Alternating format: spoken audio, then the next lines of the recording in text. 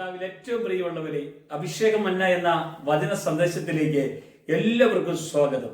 ഇന്ന് ചിന്തയ്ക്ക് ആധാരമായ ദൈവവചനം മത്തായി സുവിശേഷം 7-ാം അധ്യായത്തിന് 24 മുതലുള്ള വചനഭാഗം. ആകയാൽ എൻ്റെ ഈ വചനങ്ങൾ കേട്ട് ചെയ്യുന്നവനൊക്കെയും പാറമേൽ വീട് പണിത ബുദ്ധിയുള്ള മനുഷ്യന് തുല്യനാകുന്നു. വൻമഴ ചൊരിഞ്ഞു, നദികൾ പൊങ്ങി, കാറ്റടിച്ചു, ആ വീട്ടിന്മേൽ അലച്ചു. അത് പാറമേൽ അടിസ്ഥാനമുള്ളതാകിയാൽ വീണില്ല. എൻ്റെ ഈ വചനങ്ങളെ കേട്ട് ചെയ്യാത്തവനൊക്കെയും മണലിന്മേൽ വീട് പണിത മനുഷ്യന് തുല്യനാകുന്നു. വൻമഴ ചൊരിഞ്ഞു, നദികൾ പൊങ്ങി, കാറ്റടിച്ചു, ആ വീടിന്മേൽ അലച്ചു. അത് വീണു. അതിന്റെ വീഴ്ച വലുതായിരുന്നു. ഇവിടെ നമുക്ക് കാണാൻ കഴിയുന്നു,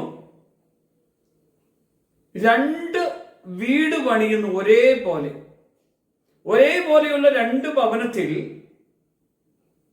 ഒരു ഭവനം പണിയുമ്പോൾ കർത്താവിന്റെ വചനം കേട്ട് അനുസരിച്ച് ചെയ്യുന്ന ഒരു മനുഷ്യൻ, കർത്താവിന്റെ വചനം കേട്ട് അനുസരിച്ച് ചെയ്യുന്നവന്റെ പ്രത്യേകത അടിസ്ഥാനത്തിന് നല്ല ഉറപ്പാണ്. അത് പാറമേലാണ് പണിതത്. അടിസ്ഥാനം ഉറച്ചത്, അവന്റെ പ്രാർത്ഥന ഉറപ്പുള്ളതാണ്, അവന്റെ കൂട്ടായ്മ ഉറപ്പുള്ളതാണ്, അവന്റെ വിശ്വാസം ഉറപ്പുള്ളതാണ്, അവന്റെ ജീവിതം ക്രിസ്തുവിൽ കൃത്യതയോടുകൂടെ കടന്നു പോകുന്നതാണ്. അതുകൊണ്ട് പ്രതികൂല സാഹചര്യങ്ങൾ വന്ന് അവന്റെ ജീവിതത്തിൽ വന്നാൽ, അവന്റെ കുടുംബത്തിൽ വന്നാൽ, അവന്റെ സാഹചര്യത്തിൽ വന്നാൽ ഒരിക്കലും ഇളകിപ്പോകത്തില്ല. എന്നാൽ രണ്ടാമത്തേതാകട്ടെ, ഒരേപോലെയുള്ള വീടാണ് രണ്ടാമത്തെ വീടും. അവിടെ പ്രതികൂല സാഹചര്യങ്ങൾ കടന്നു വരുമ്പോൾ കാറ്റടിക്കും, വെള്ളപ്പൊക്കമുണ്ടാകും, ആ ഭവനത്തിന്മേൽ ആഞ്ഞടിക്കും, എന്നാൽ അത് തകർന്നു പോകും.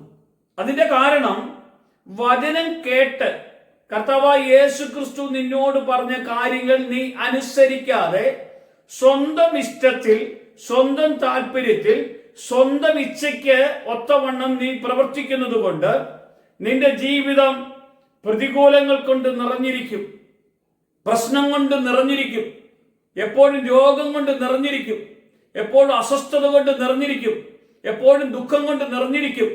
നിന്റെ കുടുംബത്തിൽ നിനക്ക് യാതൊരു സമാധാനവും ഉണ്ടാകില്ല. അതുകൊണ്ട് ആ കർത്താവായ യേശു പറഞ്ഞത്, എൻ്റെ വചനം കേട്ടനുസരിക്കുന്ന ബുദ്ധിയുള്ള മനുഷ്യൻ.